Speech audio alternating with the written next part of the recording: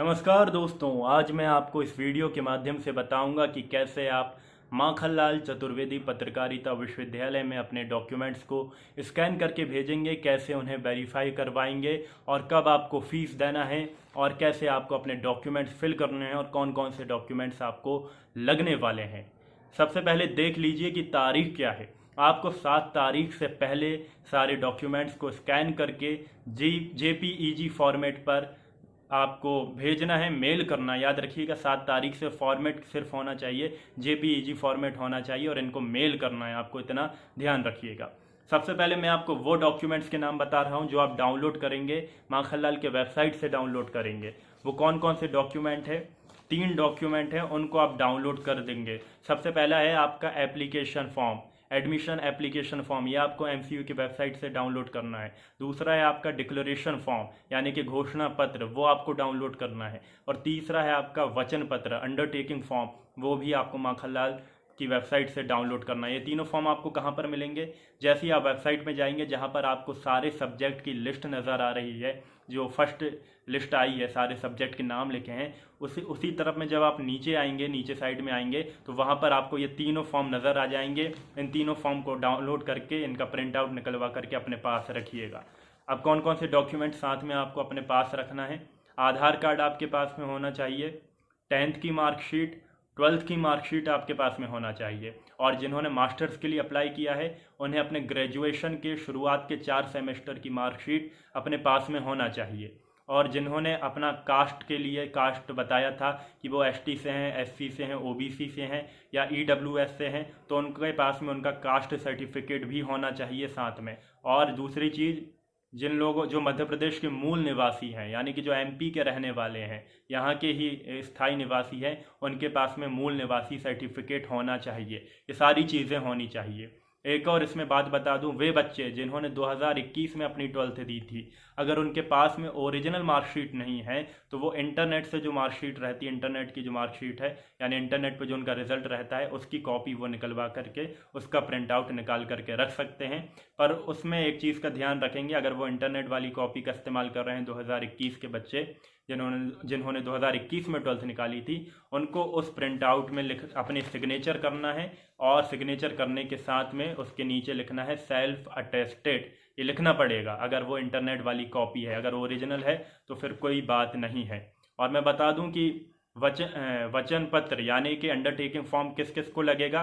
जिनके पास में अभी माइग्रेशन नहीं है, जिनके पास में अभी TC नहीं है, जिनके पास में अभी कैरेक्टर सर्टिफिकेट नहीं है, और वो बच्चे 2021 वाले, वो बच्चे जिन्होंने 12th 2021 में निकाली थी, अगर उनके पास में ओरिजिनल मार्कशीट नहीं है, अगर ये सारे चीज़ें आपके पास में नहीं है तो आपको, चाहे वो मास्टर्स वाला हो या बैचलर वाला हो, उनको अंडरटेकिंग फॉर्म फिल करना पड़ेगा। और मुझे लगता है लगभग सभी को ये अंडरटेकिंग फॉर्म यानी कि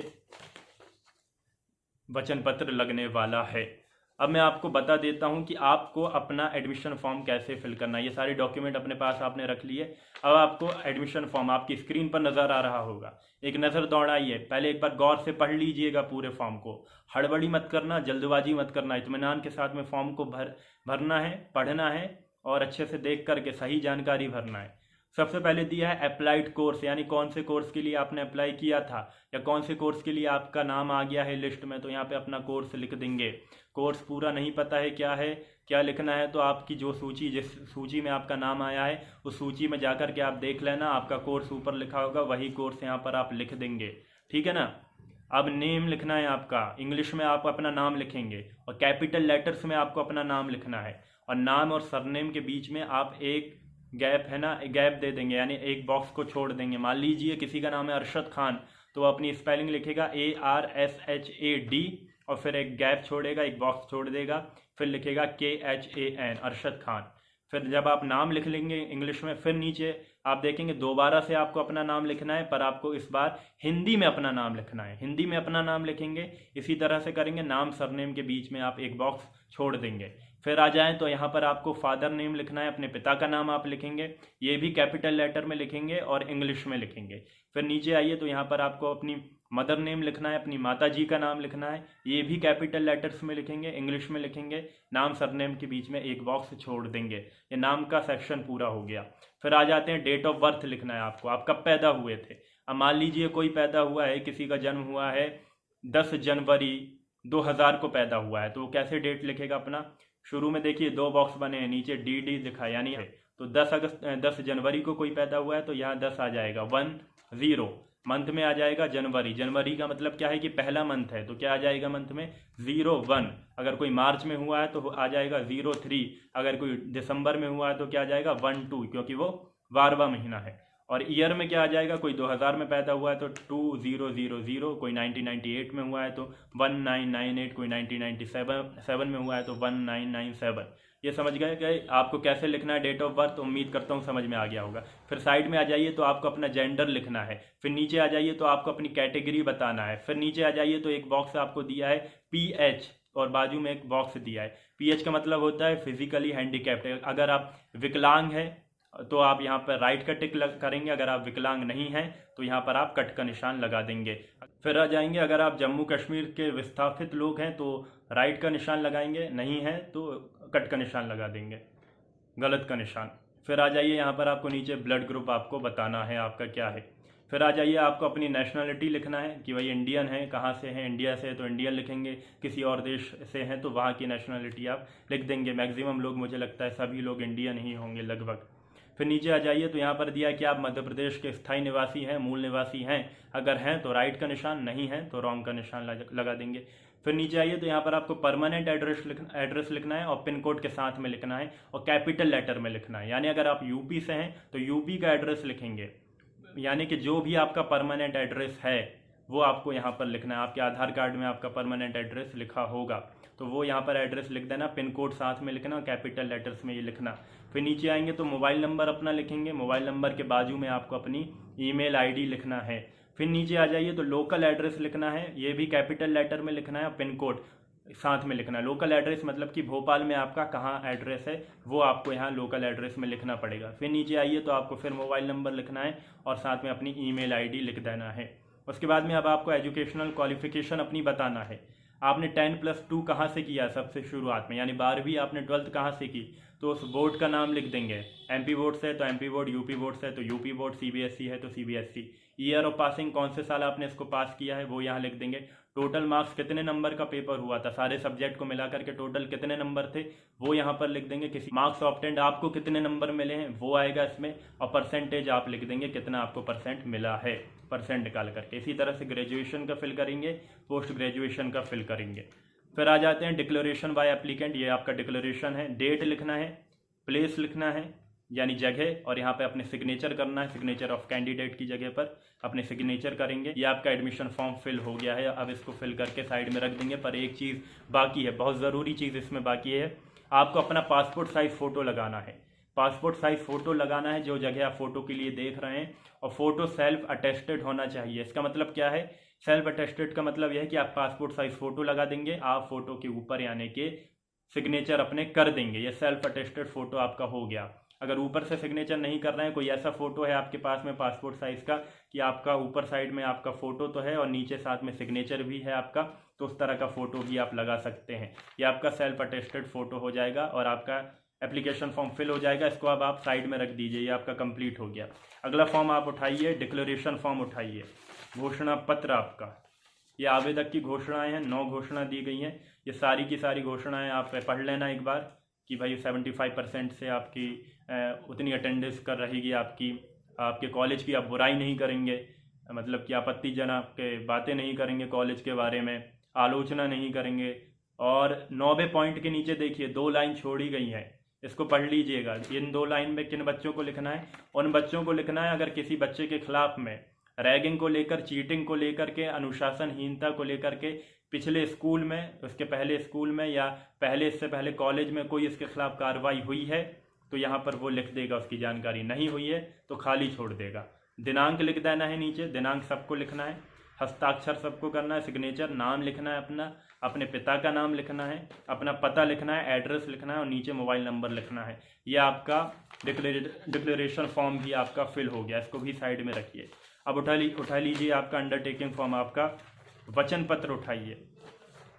वचन पत्र क्या है, इसमें यह बताया गया है कि आपकी जो अभी आप अपना माइग्रेशन नहीं दे रहे हैं, टीसी नहीं दे रहे हैं, ये सारी चीज़ आप 20 तारीख तक के 20 अगस्त तक जमा कर देंगे। अगर जमा नहीं करेंगे तो फिर आप ही जिम्मेदार होंगे आपके एडमिशन निरस्त होने के, और आपका एडमिशन निरस्त कर दिया जाएगा। साथ में ये भी दिया है कि जिन बच्चों का अभी रिजल्ट नहीं आया है, कॉलेज के बच्चों का, अगर उनका लास्ट सेमेस्टर का रिजल्ट आता है और अगर वो फेल हो जाते हैं तो भी उनका एडमिशन निरस्त हो जाएगा और उनकी फ़ीस वापस कर दी जाएगी। थोड़ा बहुत फ़ीस से जो भी अमाउंट है वो काटा जाएगा और बाकी की फ़ीस वापस की जाएगी।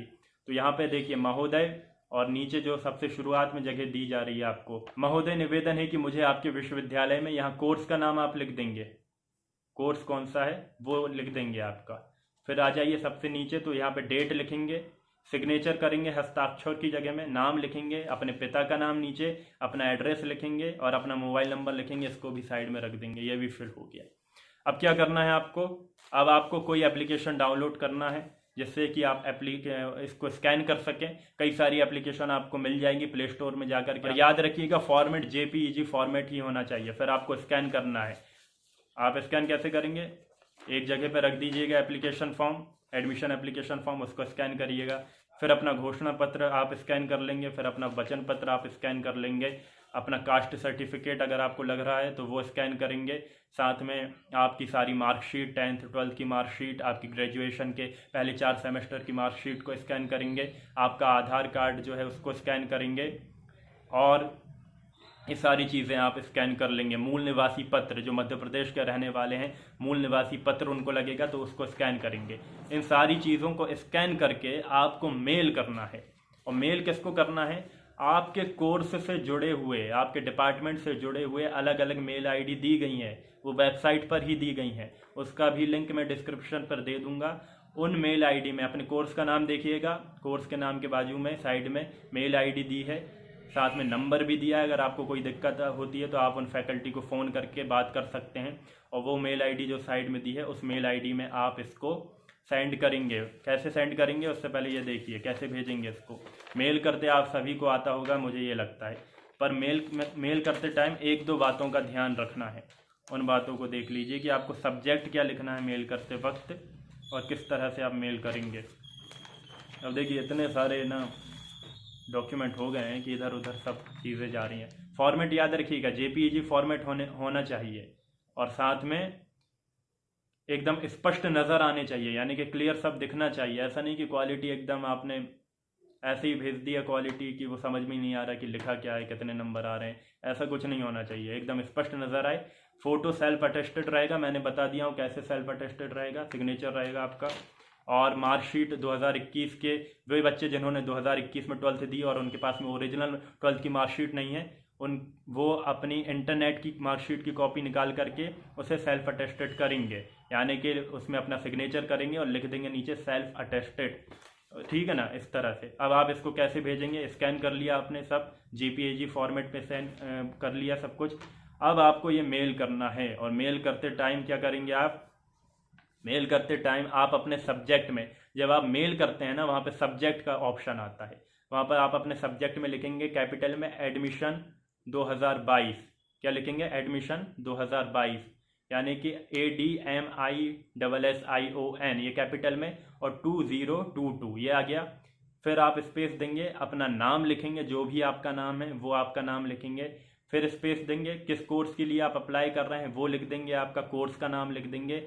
फिर आपको क्या करना है, फिर आप स्पेस देंगे तो अपने फॉर्म नंबर को लिखेंगे, आपका फॉर्म नंबर क्या है। आपके एप्लीकेशन फॉर्म पे नंबर लिखा रहेगा, फॉर्म नंबर, साथ में आपका जो सिलेक्शन का पहला लिस्ट आया आपके नाम के आगे ये फॉर्म नंबर लिखा होगा। फॉर्म नंबर लिखेंगे और उसके साइड में आपकी कैटेगरी लिखेंगे, यानी किस कैटेगरी के थ्रू आपका चयन हुआ है, कौन सी कैटेगरी में आपका चयन हुआ है। किसी का ऑल इंडिया जनरल में हुआ है तो वो कैटेगरी लिख देगा, किसी का MP जनरल कैटेगरी में हुआ है तो वो लिख देगा MPJEN। ये कैटेगरी भी आप उसी में देख सकते हैं, आपकी जो पहली लिस्ट आई है अपने नाम को देख लीजिएगा किस कैटेगरी में चयन हुआ है वो लिख देना। तो ये सब कुछ किस में आ जाएगा, सब्जेक्ट में आ जाएगा। रिपीट कर देता हूँ, एडमिशन 2022, फिर देंगे स्पेस अपना नाम, स्पेस अपने कोर्स का नाम, स्पेस अपना फॉर्म नंबर और फिर स्पेस अपनी कैटेगरी, ये लिख देना है। सारी की सारे JPEG फॉर्मेट पे जो आपने स्कैन किया है वो सारा डॉक्यूमेंट वहाँ पर रख देना है। वहाँ पे फिर मेल आईडी पे आप मेल आईडी लिख देंगे जहाँ पर आप सेंड करने वाले हैं और इस तरह से आप अपने फॉर्म को, अपने डॉक्यूमेंट्स को भेज देंगे। जब आपके डॉक्यूमेंट्स चले जाएंगे 7 तारीख से पहले आपको भेजना है, वो वहाँ पर आपके डॉक्यूमेंट्स को जांचेंगे, परखेंगे और कॉलेज वाले, यूनिवर्सिटी वाले खुद आपको सूचना देंगे कि भाई आपके एकदम सही डॉक्यूमेंट्स हैं, अब आप ये फ़ीस जमा कर दीजिए। जब वो कहेंगे फ़ीस जमा करना है तो अपनी फ़ीस की पहली किश्त जमा कर देना, और फीस भी ऑनलाइन जमा होगी, एमपी ऑनलाइन के थ्रू जमा होगी। तो ये भी ध्यान रखना, वो मैं बता दूंगा एक बार आपके डॉक्यूमेंट्स वेरीफाई हो जाए, उसके बाद आगे मैं बता दूंगा। और कोई भी डाउट है तो कमेंट में अपने सवाल लिख दो, हर सवाल का जवाब मिलेगा। किसी भी तरह का डाउट है, फॉर्म को गलत मत पढ़ना, आप खुद जा करके भी वेबसाइट चेक कर लेना। फॉर्म भरने से पहले एक बार ध्यान से पढ़ लेना कौन कौन से डॉक्यूमेंट लगने वाले हैं। ध्यान से फॉर्म भरना, कोई गलती मत करना, चाहे तो 10 बार पढ़ने की ज़रूरत पड़े 10 बार पढ़ना। बाद में ये ना हो कि आपके डॉक्यूमेंट ही वेरीफाई ना हो पाए, गलत हो जाएं और आपकी मेहनत मिट्टी में मिल जाए, ठीक है, या फिर आपकी मेहनत के ऊपर पानी फिर जाए, ऐसा मत करना। और ये पूछ रहे थे कि भाई 40 सीट है, नाम 54 का आया, उस तरफ ध्यान मत दो, 54 का आया 50 का आया। सबसे पहले अपने डॉक्यूमेंट्स भेजो, वेरिफिकेशन करवाओ, वेरिफिकेशन हो जाएगा आपका एडमिशन हो जाएगा। बाकी बातें अभी मत सोचो, ठीक है, इतना काम हो गया। अब मुझे खुद लग रहा है कि मैं कुछ भूल ना जाऊँ आपको बताना, इसलिए मैं कह रहा हूँ कि पहले एक बार पढ़ लेना, सारी चीज़ें पढ़ लेना। मैं सारी चीज़ें आपको, सारे जो भी नोटिफिकेशन निकला है उसका लिंक दे दे रहा हूँ, आप खुद वेबसाइट पर जा कर के देखेंगे तो आपको मिल जाएगा। उसको एक बार और मैं कह रहा हूँ, इसलिए वीडियो तो देखना, इसके हिसाब से करना, पर एक बार पढ़ लेना, खुद से भी पढ़ लेना, कहीं कोई गलती ना रह जाए, ठीक है ना। और चैनल सब्सक्राइब करो, वीडियो को शेयर करो, इसको लाइक करो, और बाकी धन्यवाद। जय हिंद, जय भारत।